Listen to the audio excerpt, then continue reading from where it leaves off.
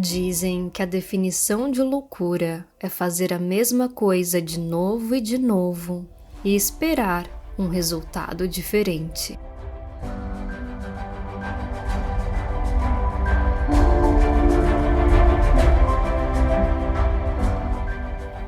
Backrooms, no Brasil. Backrooms, um não lugar, foi lançado em maio de 2026 pela A24 e é o primeiro longa-metragem do diretor Ken Parsons, que criou o curta original no YouTube com apenas 16 anos. Ele foi inspirado pela creepypasta sobre os Backrooms. O filme teve o roteiro escrito por ele e por Will Sodek e foi protagonizado por Chiwetel Ejiofor e Renate Reinsve. Enquanto o orçamento foi de apenas 10 milhões de dólares, a bilheteria já passou de 350 milhões de dólares no mundo todo. Isso faz de Backrooms o filme de maior bilheteria da história da A24. E Ken Parsons, aos 20 anos, virou o diretor mais jovem ao chegar ao topo das bilheterias dos Estados Unidos. Um curta feito por um adolescente no YouTube virou o maior sucesso comercial de um dos estúdios mais respeitados de Hollywood. Ken Parsons, sem dúvida, não andou em círculos. Todos temos os nossos loops, nossos hábitos, comportamentos que nos mantêm andando em círculos, buscando as mesmas soluções de novo e de novo, cada vez pensando que elas vão te levar a algum lugar novo. Mas não. Ainda assim, é o caminho neural de menor resistência, um caminho da sua criação, que te manteve seguro quando você era uma criança. Você aprendeu a afastar pessoas antes que elas pudessem te machucar. E agora, como adulto, você ainda está preso exatamente onde começou. Sozinho. Nessa história nós temos a Mary, psicóloga do Clark, que passou parte da infância mantida presa em casa pela própria mãe. Mãe essa que vem a ser internada quando ela ainda é criança. E isso faz com que ela se acostume com o caminho de ser a responsável, a salvadora, com a ideia de ajudar os demais a escaparem de suas prisões. E temos o Clark, que se vê como a pessoa que tem a responsabilidade de fazer as coisas darem certo no seu casamento e no seu trabalho, sempre pegando o caminho de quem resolve problemas. Mas no caso dele, ele parece ver esse lugar de solucionador como o lugar da vítima, como se ele tivesse sido colocado lá contra a própria vontade. Ou seja, duas pessoas com ações parecidas, mas que aprenderam a se acostumar com caminhos diferentes. Na primeira sessão que vemos entre a Mary e o Clark, ela usa cores terrosas, como alguém que quer ser realista, pé no chão. É o mesmo padrão de cores que ela escolhe para os sofás e para as cortinas, e para o resto da própria casa, que é onde ela atende os clientes. Ela parece recorrer ao mundo material como âncora. Por exemplo, quando criança, ela marca a sua existência no cimento da entrada de casa, uma coisa bem física. Depois de adulta, quando ela vê essa casa ser destruída, ela faz questão de escavar uma das mãos e carrega ela como um amuleto, e também como uma espécie de lembrete. O Clark, por outro lado, usa roxo, uma cor que, entre outras coisas, simboliza espiritualidade, mistério, ambição. Enquanto ela prefere o material, ele prefere o mundo das ideias. Ele descobre a entrada para os backrooms na própria loja, uma descoberta literalmente interna. E ele se aventura nesse desconhecido. Ele vai atrás de sanar a curiosidade dele, por mais perigoso que esse lugar pareça. Mas independente das preferências entre Mary e Clark, ambos estão amarrados ao passado. Os loops aos quais a Mary se refere na fala inicial do filme parecem ser o resultado dos caminhos neurais que se formam no nosso cérebro a partir da criação de hábitos ou quando aprendemos algo novo, por exemplo, o que faz com que pensemos de forma similar de novo e de novo. Nós pensamos em loops, por conta dos caminhos de menor resistência. Então, quando temos algum trauma, ele ainda influencia o nosso presente, porque a partir dele foram construídos caminhos mentais que não abandonamos sem as ferramentas corretas. Mas, graças à neuroplasticidade, a gente pode mudar isso com a criação de novos hábitos. É isso que parece que a Mary oferece como psicóloga nas fitas de autoajuda que ela vende. E é o que ela oferece ao Clark. Você está interessado em forjar um novo caminho e ver onde ele te leva? O nosso mundo é espelhado nos backrooms de forma que me lembra outro filme, Aniquilação, que foi lançado em 2018. Nele, os cientistas estudam uma espécie de bolha que reflete DNA de tudo que está dentro dela, até que tudo tenha um pouco de tudo ao seu redor. A questão final do filme é: você ainda é você depois de ter passado tempo em um lugar assim? Quanto dos outros foi refletido em você? Que inclusive vem a ser uma questão mais à frente em Backrooms. Quanto de você é um reflexo dos seus traumas? Agora, se tratando dos traumas e hábitos dos personagens de Backrooms, a Mary pergunta ao Clark se ele acha que merece estar sozinho e ele diz que não sabe, mas que talvez não seja algo tão ruim. Mas ele não acredita realmente nisso. Ele deseja atenção. Nos backrooms, a cópia dele vai atrás das pessoas e o próprio Clark, que tem a chance de estar sozinho, se isola com outras 2 cópias. E no fundo, o Clark tem essa noção sobre si mesmo. Tanto porque ele admite lá na frente, como porque ele usa uma gravata com os mesmos tons terrosos usados pela Mary, o que acusa algum tipo de semelhança entre eles. Eu acho que essa semelhança deve ser essa autoconsciência de certa forma. Eu acho que ele meio que sabe o que ele está fazendo, desde o início. A Mary diz que, quando experimentamos dor, passamos a esperar por ela. E é o que ele faz, ele se coloca de propósito em uma situação com alto potencial de sofrimento.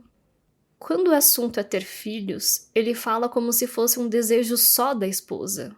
Depois ele culpa a esposa por ter parado de trabalhar enquanto fazia faculdade de Direito. Ele chega a dizer algo como: como você vai ser advogada se nem consegue dar conta da faculdade? Só que ela estava tentando equilibrar 2 coisas difíceis ao mesmo tempo, trabalho e faculdade. Enquanto isso, ele cuida só da loja e reclama que é demais para ele. E ele fala com muito ressentimento sobre ter pago as contas da faculdade e da casa desse período que ela ficou sem trabalhar. Como se isso fosse um sacrifício contra a vontade dele e não uma decisão dos 2. Então ele imagina ela formada e com um filho. E ele trata a gravidez com deboche, dizendo que ela vai e meio que é só você ter um filho aí, como se fosse uma coisa que a gente faz toda terça-feira.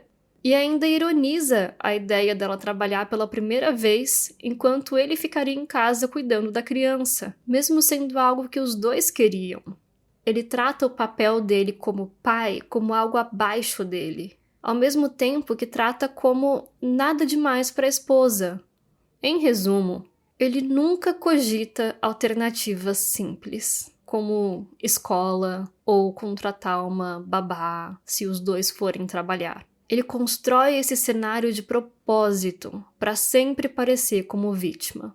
E quando a Mary diz: só porque você não pôde ser um arquiteto, e aí ele corta falando: eu sou a porra de um arquiteto. Aí a graduação dele é super importante. Ele toma a possibilidade de ele não trabalhar na área como uma grande ofensa, ou do título dele não valer nada como se fosse uma grande ofensa. Enquanto ele pode ofender à vontade a graduação da esposa e os esforços com a criança imaginária. Agora, saindo do casamento e indo especificamente para o trabalho dele, ele reclama que a esposa não ajuda e por isso ele está preso vendendo mobília. Mas que tipo de ajuda seria essa? Se ela está estudando, o tempo já está tomado. De onde veio esse acordo dele pagar a faculdade dela? Se isso é um ressentimento tão grande, por que ele simplesmente não para e foca na própria carreira? Ele está praticamente separado, ele diz que foi expulso da própria casa. E aí eu te pergunto, o que ele fez para ser expulso da própria casa? É estranho como ele conta toda essa história, que faz tudo parecer tão difícil para ele, mas ele foi expulso da própria casa depois de ter ajudado ela com tantas coisas?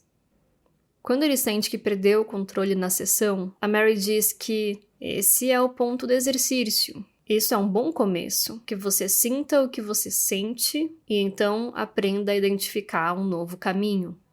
Mas ele não identifica um novo caminho. Ele fica preso no loop dos backrooms, andando em círculos. O Clark se fantasia de pirata para gravar o comercial da loja, que é decorada com vários adereços náuticos, como timões, e o papel de parede de praia em uma das sessões, que inclusive aparece ao fundo do comercial em dado momento. Então eu juntei as pecinhas na minha cabeça, que tá sempre procurando por conexões, e vocês podem concordar ou não comigo.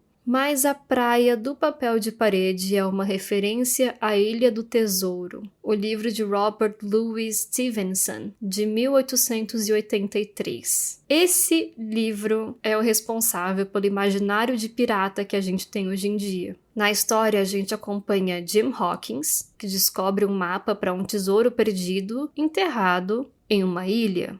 E Long John Silver é um cozinheiro aparentemente boa pessoa que é recrutado para fazer parte da tripulação em busca do tesouro. Acontece que o cozinheiro, que tem uma perna de madeira, um papagaio no ombro, é... um pirata. E é uma grande reviravolta quando isso é revelado no livro. E esse pirata faz um motim contra o capitão na intenção de ele mesmo ficar com o tesouro que encontrarem na ilha, mesmo que o uso de violência seja necessário. Seria isso que o Clark está fazendo. Ele é uma pessoa aparentemente inofensiva, se mostra amigável com os empregados até usá-los para mapear os backrooms, e usa a psicóloga para se sentir menos culpado, até que o pirata assassino é revelado. Antes disso, Clark está claramente aflito na gravação do comercial. Ofegante não só porque tem que andar com uma perna de pau, mas porque a loja simplesmente não tem clientes. Mesmo com tudo em promoção, sem precisar de crédito, nada. É como se ele estivesse tentando atrair presas, mas elas não caem. É estranho, não sei se deveria ser tão difícil assim. As cores da loja também não são convidativas, tem muito azul que apela para esse estilo náutico, mas que passa a sensação de tristeza e frieza. E no fim do comercial, ele senta numa cadeira que se quebra, a mesma que depois a gente reconhece como trono nos backrooms, e talvez seja aí que o pirata é formado, nesse momento, capturando não só a essência do dia a dia do Clark, mas também esse ar de desespero por atenção. O pirata vai perseguir as suas vítimas como Clark persegue os clientes, como persegue um objetivo, e vai invariavelmente machucá-las como ele diz que machuca, como se essas características fossem a natureza dele, mais fortes que qualquer outra vontade que ele tenha. O resto do cenário do filme tem uma nota esquisita, como se a gente estivesse em um set. E o próprio escritório do Clark enfatiza isso, com as paredes que não parecem ser simétricas, ou que afunilam ao fundo como um túnel, ou a parte da frente de um barco. E nesse lugar ele ainda alimenta o seu sonho da arquitetura, o que talvez indique que ele passa mais tempo desenhando esses projetos do que tentando fazer o negócio da mobília dar certo, e acaba fazendo ambos meio mal. Na cena em que o eletricista bate na parede do escritório para chamar a atenção do Clark, o calendário cai e some atrás do armário. E isso pode ser um aceno em direção à percepção de tempo do Clark que é alterada, uma vez que ele passa dias e dias lá embaixo. O suficiente para ele receber cartas de contas atrasadas na loja. E talvez também por isso o relógio na parede fica em foco em cima de uma das linhas dos terços na câmera. Outra coisa interessante é que o eletricista é chamado por conta das flutuações de energia, que acontecem aleatoriamente. o que me leva a pensar na eletricidade gerada pela conexão entre os neurônios que formam os nossos caminhos mentais. Como você chegou aqui? A sua consciência é um quarto cheio de memórias que está constantemente evoluindo. Na noite em que o Clark descobre os backrooms, vemos mais paralelos entre ele e a Mary. Ambos estão sentados assistindo TV e a Mary está vendo o comercial das fitas de autoajuda que ela vende. A Mary, assim como o Clark, também projeta muito de si mesma no que vende. No comercial tem referências também à navegação, à praia e acima do sofá dela a gente vê uma pintura que também parece ser uma praia. Além disso, a casa e o lugar onde ela atende os clientes são o mesmo lugar, assim como Clark também tem dormido na loja. Todos esses pequenos pontos servem como uma linha que conecta as semelhanças entre ela e o Clark. No comercial dela, a gente também vê uma cena de pessoas comendo juntas à mesa. E isso nos leva a uma das últimas cenas, quando a Mary está presa à mesa nos backrooms com o Clark. Parece que, enquanto a Mary sente que ela deve algo às pessoas, o Clark sente que as pessoas devem a ele. Então a gente sai do comercial da Mary para o que o Clark está vendo na TV dele, e parece que é um programa com alienígenas como personagens. E isso pode ter uma relação com a natureza dos backrooms. Se eles não forem um fenômeno natural, então por quem os backrooms foram criados? E se forem de fato naturais, então essa cena serve como um comentário de como os backrooms são alienígenas no sentido de algo de fora, é estranho. Depois que a câmera foca na foto do Clark com a esposa na mesinha de cabeceira, a gente escuta a fita da Mary sendo tocada no carro dele. E ela diz: "Por que você fez isso consigo mesmo?" Que é mais uma referência ao fato do Clark sempre se colocar em uma posição de vítima. Ele não acredita que a mudança que ela vende é possível e termina morto por si mesmo, pelo pirata. Pirata é esse que quer roubar o tesouro, ou seja, a simpatia das pessoas. Assim como a simpatia da esposa, dos clientes, da Mary, da Kathy e do Bob. E ela continua com: "Como você chegou aqui? A sua consciência é um quarto cheio de memórias que está constantemente evoluindo. Mas enquanto você atravessa a vida, a mente destreinada pode começar a construir paredes, a erguer barreiras para se proteger do mundo lá fora. É uma resposta natural, uma coisa da qual geralmente não estamos cientes. Mas se não for controlado, pode te fazer sentir preso.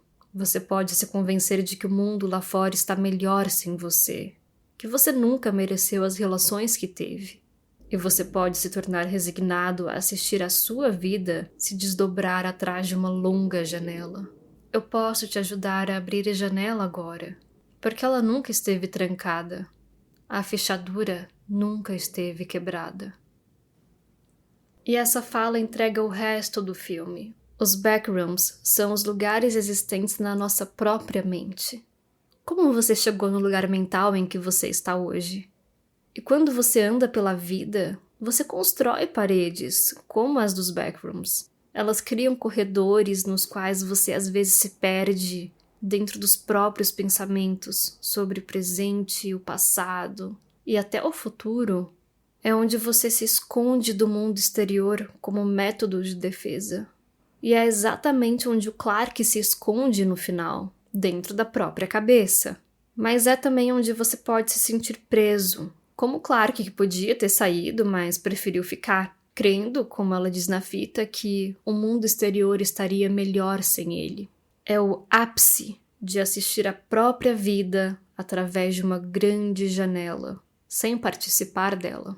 A sala de jantar onde ele fica, uma mera cópia da sala de jantar da casa real dele, mas uma cópia que ainda se comporta como na vida real. Porque uma vez que a cópia da esposa dele escuta o pirata se aproximando, ela corre como se sentisse medo dele. Embora na vida real ela tenha ficado e expulsado ele de casa, ambas se afastaram dele. Ele se negou a mudar, disse que era incapaz de mudar e terminou consumido por esses traumas, pelo passado, pelo que poderia ter sido e não foi. Terminou consumido por si mesmo. O arquiteto não se permitiu ser livre para construir um caminho com o seu próprio design. Voltando ao Clark assistindo a TV, em um dado momento a tela pisca e mostra os backrooms. Depois, quando ele desce para o subsolo e desliga todos os interruptores normais, nada acontece. Mas, ao desligar os últimos interruptores, os vermelhos que não deveriam estar ali, todas as luzes de baixo se apagam. Essa conexão irracional entre os backrooms e a nossa realidade me parece uma metáfora para ele já estar escorregando para dentro da própria mente. Como diz a Mary, erguendo as paredes. E pausa para dizer que quando Clark passa pela entrada dos backrooms, ele só vê a luz atravessando o contorno da porta em um ângulo específico. O que me lembra da série de livros His Dark Materials, do Philip Pullman. No formato de filme, a gente tem só o do primeiro livro, que é A Bússola de Ouro. E eu aposto que muitos de vocês conhecem, se não todos. Mas existe também uma série com uma temporada para cada obra, caso vocês tenham interesse. Tem esse mesmo nome. No segundo livro, ou seja, na segunda temporada, um dos protagonistas, o Will, encontra o que ele chama de janela para outro mundo. Ele também encontra a janela por acaso e só consegue enxergar o que tem do outro lado em um ângulo específico que outra pessoa distraída dificilmente veria. E assim como em His Dark Materials, a porta que o Clark vê meio que o leva para uma outra dimensão, dado que os backrooms não existem no espaço físico do nosso mundo.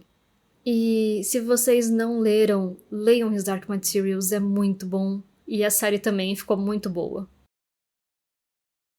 Agora estamos nos backrooms pela primeira vez, e ele toma vários caminhos e acaba saindo onde começou, exatamente como a Mary diz. E percebam que todas as vezes ele ignora o caminho à direita, onde está a placa de pare, como se a mente dele realmente o impedisse de ir por aquele caminho. Ele escolhe seguir apenas por onde está iluminado. Afinal, a sala da placa está escura enquanto todo o resto tem eletricidade. Assim como eu comentei antes, sobre a conexão entre os neurônios e a eletricidade produzida por eles. E assim ele segue o que já está acostumado a fazer porque já prevê o resultado. Sempre a mesma escolha, esperando finais diferentes. O amarelo dos backrooms combina perfeitamente como representação do estado mental do Clark ou qualquer pessoa nesse lugar. Na cultura ocidental, a cor amarela é associada à instabilidade, doença, perigo e até loucura.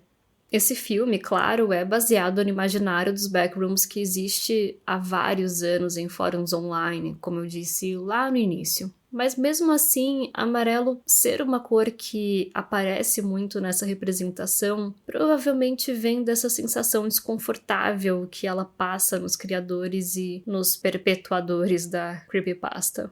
Inclusive, os backrooms são realmente um set com cerca de 2.787 metros quadrados. E também foram usados andaimes com cerca de 463 metros de altura para construir vários andares. O ator que interpreta o Clark, inclusive, admite ter se perdido algumas vezes dentro do set. É um verdadeiro labirinto. Acho que no lugar dele eu me sentiria meio claustrofóbica. Tudo bem que ele tem toda uma equipe acompanhando enquanto ele grava, mas não me parece possível que tenha tido gente em todo canto nesses mais de 2.000 metros quadrados.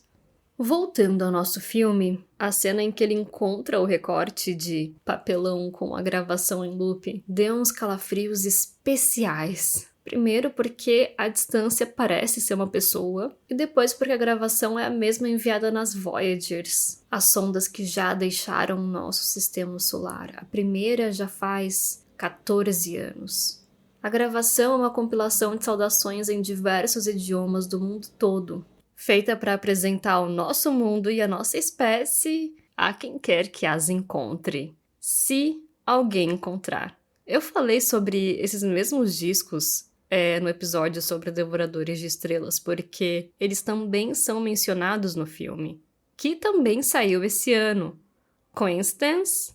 I think not. É realmente a época dos aliens. Parece que a gente tá de volta nos anos 2000, mas de um jeito diferente.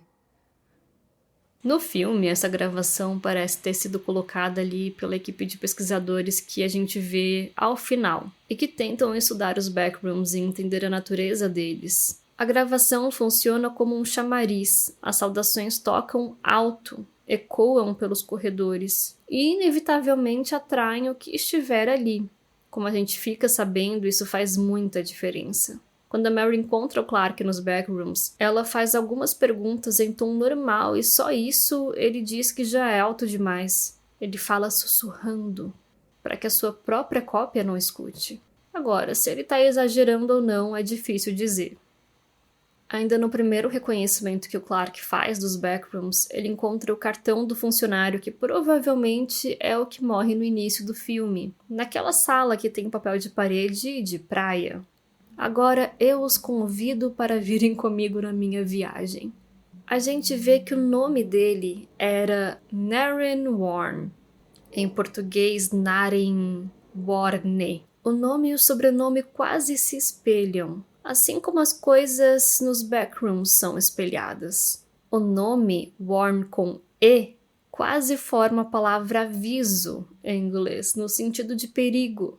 Mas nem o espelhado e nem a palavra são perfeitos, assim como os reflexos nos backrooms não são perfeitos. Ambas também são anagrama de near, que em inglês significa próximo, como aquilo que quase foi, mas não é. Além disso, o Google me disse, muito rapidamente, se alguém quiser dar uma olhada mais a fundo nisso, ele me disse que Naren tem raiz no sânscrito. E significa líder dos homens, rei entre os homens ou homem superior, que nos lembra a atuação do Clark de que todo sultão merece seu trono. Ele parece querer ser tratado de forma especial ao mesmo tempo que parece ter uma baixa autoestima. E curiosamente, o pirata tem um tamanho descomunal. Ele mede uns 3 Clarks. Também gosto da ideia de que Warneren, como aparece no cartão, sobrenome e nome, possa ser simplesmente algo como cuidado, algo está por perto. Inclusive, é logo depois dessa cena que ele encontra a Sala do Trono e quando ele percebe que algo de fato está por perto, o que faz com que ele escape, terminando, de alguma forma, no começo do caminho. Interessante que a gente não vê cópias da Catherine e do Bob, apenas os calçados deles. Isso me faz pensar que essas cópias fugiram do pirata ou foram rapidamente consumidas por ele. Provavelmente a segunda possibilidade, porque assim como Long John Silver, Clark não parecia uma ameaça. Você sabe, o diabo está nos detalhes. Agora que o Clark entrou de fato nos backrooms, ele volta para Mary usando não só a camisa roxa que a gente viu antes, mas também um casaco de tom roxo mais intenso, como que indicando que agora ele está mais profundamente focado no mistério. Então ele diz: imagina descrever um cachorro para alguém que nunca viu um antes e então pedir que ele seja desenhado. Essa pessoa pode até acertar algumas coisas, mas de jeito nenhum vão acertar tudo. Você sabe, o diabo está nos detalhes. E isso me lembra como é difícil descrever um estado mental. Eu passei por uma depressão que começou em 2020 e das vezes que eu tentei explicar a sensação, sempre me pareceu insuficiente. E quando alguém me explicava de volta com as próprias palavras, não era bem o que eu quis dizer. Ou seja, eles acertam algumas coisas, mas, como diz o Clark, o diabo está nos detalhes. Ele continua dizendo que não viu ninguém, mas que escuta passos e coisas são movidas quando ele não está olhando. E o que seria isso senão o que acontece com a nossa percepção da realidade? Às vezes, a gente só percebe que saiu de um ponto da nossa vida para outro, porque durante um período nós não estávamos prestando atenção no nosso progresso. Então um dia a gente olha para trás e bam! A gente percebe quantas coisas mudaram. Nós fizemos aquelas mudanças, ou pelo menos vivemos essas mudanças, mas não percebemos o impacto que elas tiveram até que o momento passe. E Clark explica que o lugar é como um labirinto. E quando ele entrega o papel onde desenhou a planta, tanto a ideia de labirinto quanto o desenho me lembram descrições de um cérebro. Ele acrescenta também que às vezes tem medo de se perder lá dentro. E quantas vezes nós não nos perdemos nos nossos próprios pensamentos? Passar um tempo sozinho nesse ambiente super esquisito e potencialmente perigoso não foi suficiente para o Clark. Ele precisava colocar outras pessoas em risco. Então ele recruta o Bob e a Kathy de forma um tanto antiética. Ele só tem noção do perigo depois que eles já estão do outro lado. E quando o Bob desce por aquele túnel íngreme com a corda, parece o segundo grande momento de descer pelo buraco do coelho. A descoberta do Clark já parecia um caminho sem volta, mas isso sela de vez o futuro deles, porque depois disso o Bob vai de bye-bye. Depois dessa cena, a gente vê uma cômoda que se estica no espaço como que em uma simulação, e eu lembrei da ideia original da creepypasta, de como alguém passa para os backrooms, que é de avatares em jogos que conseguem atravessar blocos que deveriam ser sólidos, mas não funcionam direito. E a forma como essa cômoda se estica dá essa mesma sensação, como se nós estivéssemos em um jogo que bugou por um segundo. Enquanto o Clark anda pra lá e pra cá procurando a Kathy, a gente vê objetos que claramente se moveram com o tempo, deixando cópias para trás, como se fossem vários prints de algo em movimento. Como quando salvamos um arquivo ao longo da produção de alguma coisa e criamos um histórico de como ele pareceu ao longo do tempo.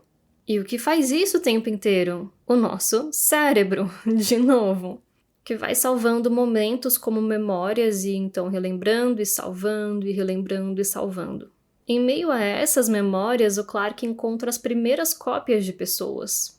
Me pergunto se isso significa que ele mesmo se lembra mal de todos esses momentos vividos com a esposa que ele reclama tanto. Então, Clark encontra Kathy, mais ou menos. Quando ele descreve os backrooms antes, ele diz que tem até uma piscina lá. E é justamente nessa sala que ele escuta a Kathy e na qual o pirata chega e pega a câmera dele. Se ele já esteve nessa sala antes, ele conhecia outro caminho que poderia ser pego para entrar na sala das roupas onde o Bob foi pego e de onde a Kathy sumiu. Então ele enganou a Kathy e o Bob e os levou para a morte deles? Afinal, eles não precisavam ter descido com uma corda, e o Bob não teria sido puxado enquanto Clark ficava lá em cima em segurança. Ou ele não sabia que a piscina acabava levando àquela sala, já que esse lugar é de fato um labirinto. Talvez essa seja até outra piscina. Mas por que então colocar essa dica no roteiro? Além disso, ele chegou lá quase como se soubesse aonde ir. E, como ele diz, ele machuca pessoas. Se alguém souber ler plantas, porque eu mesma tenho uma péssima noção espacial, talvez vocês saibam me dizer se ele já tinha mapeado esse lugar. Porque ele mostra uma planta para Mary. Então a gente tem essa dica no filme.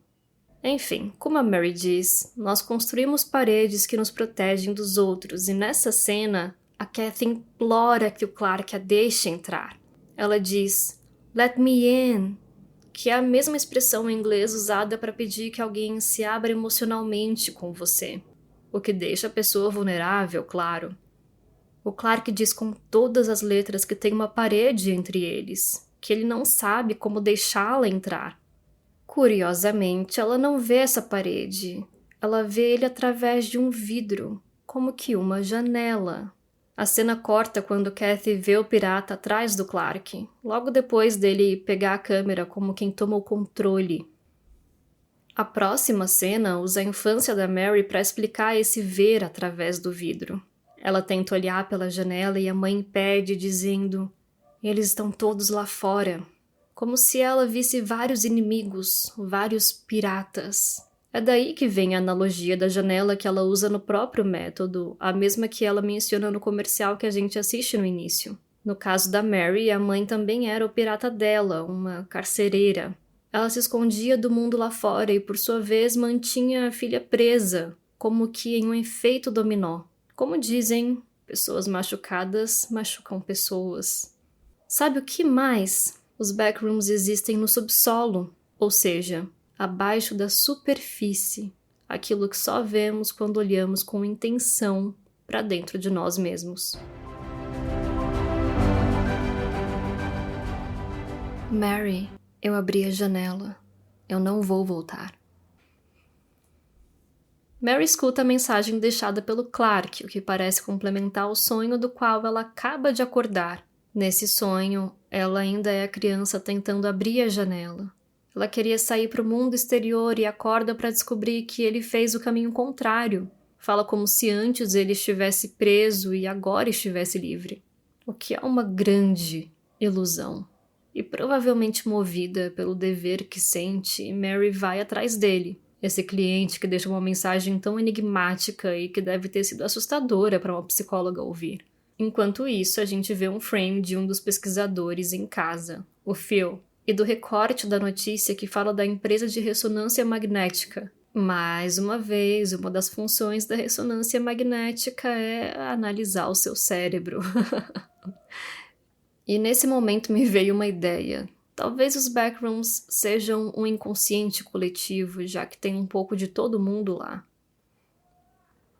Quando a Mary encontra a porta no subsolo da loja, a gente vê que do lado de cá também tem mais coisas do que a gente imaginava. Tem até sinos de vento no teto, em um lugar que, claro, não deveria ventar. Parece que tem uma corrente de ar que vem dos backrooms, porque eles se movem. Então a Mary atravessa o portal e, assim como Clark, ela também ignora o caminho onde está a placa de pare. Talvez eles compartilhem do mesmo caminho de maior resistência, ou talvez seja só um reforço da ideia que eu comentei lá no início de como o nosso cérebro funciona. Em seguida, ela encontra a parede pintada onde Clark parecia estar tentando entender a natureza dos backrooms. Nessa sala tem um ventilador. Talvez ele esteja criando a corrente de ar que faz os sinos balançarem no subsolo da loja. Pode ser uma espécie de alarme para que ele saiba se o pirata passou por lá ou algo assim. E tem muita loucura acontecendo nas pinturas que ele fez. Parece que ele tentou entender a passagem de tempo nos backrooms, como o pirata funciona, como as coisas mudam e desaparecem com o tempo. É muito confuso, e se alguém entendeu o que ele quis dizer, eu agradeço a explicação. Eu acho que ele afundou demais na loucura. Inclusive, quando Clark aparece, ele se esconde e conversa com a Mary de um jeito super esquisito, como se ele tivesse se desacostumado de interagir com outros humanos. E ele usa uma camisa xadrez com um tom de vermelho, como quem passa a aceitar a agressão do pirata e a agressão dele próprio. E pode ser um foreshadowing da morte dele. Nessa cena, ele teoriza como os backrooms funcionam e, enquanto isso, a gente tem um apoio visual que mostra como uma sala muda ao longo do tempo, até parecer um espaço vazio. Ela começa representando a realidade de forma muito próxima, até passar por estágios sem sentido algum. Parece mais uma metáfora de como a nossa memória se torna imprecisa ao longo do tempo, até ser totalmente esquecida. E, eventualmente, o espaço dá lugar a outras memórias. O que é confirmado logo na cena seguinte. E agora chegamos à cópia da sala de jantar do que parece ser a casa do Clark. Lá tem 3 pessoas e uma delas é a cópia da esposa dele. Ele explica para Mary que as cópias não têm pensamentos, mas se elas não pensam, então como se movimentam? E sim, isso é mais para um lado científico de como o cérebro funciona, mas indo para o lado da liberdade poética da coisa, elas não pensam porque são memórias, certo? Então imagino que a cópia da esposa foge quando o pirata chega por causa de uma memória. A mesma memória de fugir do Clark que ela carrega na vida real. Então tem algum homem que liga uma lâmpada quando tá no escuro ou quando ele tá estressado, talvez. São os hábitos que criamos através da repetição. Então Clark diz que, para ele, a melhor parte das cópias é que você pode comê-las. Isso mostra a sobreposição entre ele e o pirata. Ele consome a energia das pessoas do lado de cá e do lado de lá ele as consome literalmente. Tanto ele quanto a cópia dele. como se ele estivesse se tornando a própria memória que os Backrooms criaram baseada na personalidade dele. Quando ele reproduz o RPG com a Mary, ele deixa clara a personalidade de eu possuo tudo e eu mereço possuir tudo. E que, como ele mesmo diz, ele não queria mudar, ele só queria ouvir que ele não estava errado. Ele só queria absorver a simpatia. Então a Mary diz com todas as letras: a esposa deixou ele, não por causa dos 100 atributos negativos que ele tem, mas por causa da constante reclamação, desse vitimismo que eu tenho falado. E ela diz pra ele que ele culpa tudo, menos ele mesmo, que ele culparia o próprio cérebro. Mas ele é o cérebro dele. Nós somos a nossa mente. E claro, tomem muito cuidado, porque de fato existem estados mentais que nós sabemos que não representam a realidade, e isso são outros 500. Mas ela diz isso em tom de deboche para resumir que esse é, de fato, quem ele é. Não existem mais desculpas. E ele aceita isso como verdade. Ele se agarra a qualquer coisa para evitar responsabilidade pelos atos dele. E acha que isso vai salvá-lo de si mesmo. Mas é o que traz a morte dele, essa enorme confiança nos próprios erros. Esse passar a mão na própria cabeça, mesmo sabendo que está errado. E isso consome de dentro para fora, antes metaforicamente até que se realiza na prática. Esse momento catártico da Mary também é quando ela diz em voz alta para ela mesma que não sabe como ajudar o Clark e que ela não pode salvar ninguém. E no olhar dela dá para ver assim o brilho da culpa que ela sentiu na infância em ver a própria mãe sendo internada em um hospital psiquiátrico. Talvez essa tenha sido uma das internações que ela fez quando uma pessoa era perigo para si ou para os demais. Uma daquelas que ela fala no começo do filme. Uma que ela fez ainda criança, um pedido de ajuda para si mesma e para a mãe. E talvez ali estivesse a culpa de ela não ter sido ajuda suficiente. Imagina que traumático ter vivido isso. Tão traumático que foi a escolha de carreira dela. Foi um momento ridiculamente marcante. Ali já existiam vários caminhos neurais que previram a escolha de profissão dela. Então ela expira de forma que parece que acabou de perceber essas coisas. Como se pela primeira vez em muito tempo ela tivesse tomado um caminho diferente. E claro que reitero o que a gente já sabe, que ele não quer mudar e, enfim, eles são a antítese um do outro. Ele diz que sente pela primeira vez que está onde deveria estar. E ela diz, então fica, com aquela cara de o que eu tenho a ver com essa péssima escolha sua? E complementa com, mas me deixe ir. Ela quer a liberdade que ela mesma tanto prega. É como quem diz, pode afundar, mas não me leva com você. Coisa que ele parece ter o hábito de fazer. Então, o pirata é revelado naquele momento que Senhor Jesus Cristo eu achei horripilante. E o Clark não recebe a recompensa que ele acha que vai receber. Ele não recebe um abraço de si mesmo, a compreensão, a simpatia que ele tanto espera receber das outras pessoas. Como poderia receber simpatia de si mesmo, se ele sempre sente que os outros devem algo a ele? Como a cópia dele poderia ser diferente? Como a memória dele poderia ser diferente? E, se você se entrega, se você deixa de tentar, é, de fato, o fim. Durante a fuga da Mary, ela sai na cópia da loja do Clark e agora o recorte com a gravação tá lá. E os pesquisadores também. Imagino que mudaram a localização porque agora eles sabem quem o Clark é, o Phil viu ele no comercial, sabe da loja, etc. E provavelmente ele passaria por lá e o pirata seria atraído pelo som.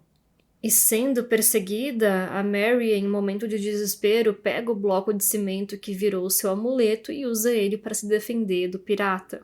Aqui eu vejo de novo uma forma de dizer que ela usa suas memórias como o que dá a força que ela usa para seguir em frente.